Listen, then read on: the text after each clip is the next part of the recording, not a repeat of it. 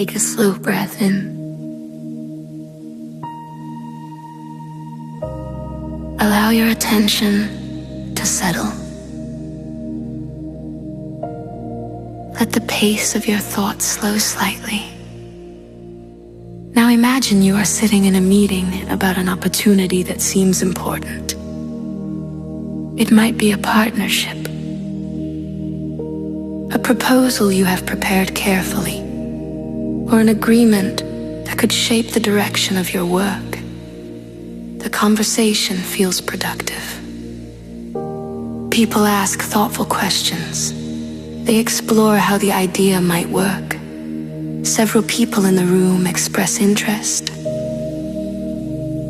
Some even say the proposal looks strong. At first, it feels like the decision is forming right there in the room.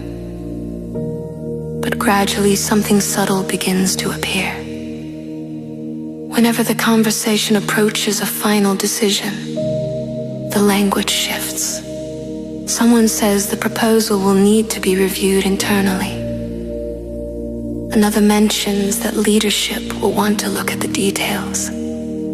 Someone else explains that the final approval normally comes from another group.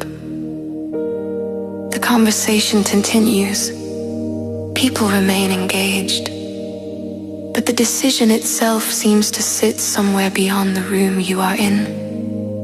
You begin noticing the pattern.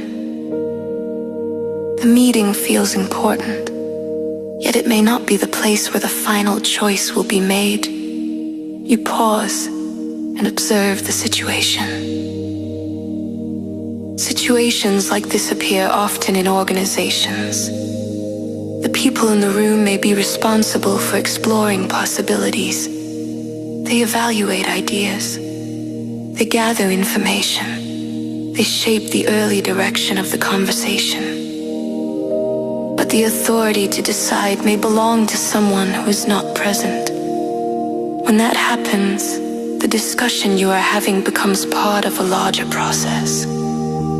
So instead of trying to force the decision inside the meeting, you shift the conversation slightly. You ask a calm question. Who else usually becomes involved when decisions like this move forward? The room becomes thoughtful. People begin describing the process. Perhaps a senior executive reviews opportunities like this. Perhaps another team evaluates the details. Perhaps the proposal must be presented to a group that meets later in the week. The path of the decision becomes clearer. You listen carefully. Then you ask another question. What would be most helpful for that conversation when the proposal reaches them? Now the meeting begins preparing the next stage. People suggest what information leadership will want to see, which risks they may ask about, which outcomes will matter most to them. The room begins organizing the proposal, so it travels well beyond the meeting. Take another slow breath. Notice how the situation feels different now.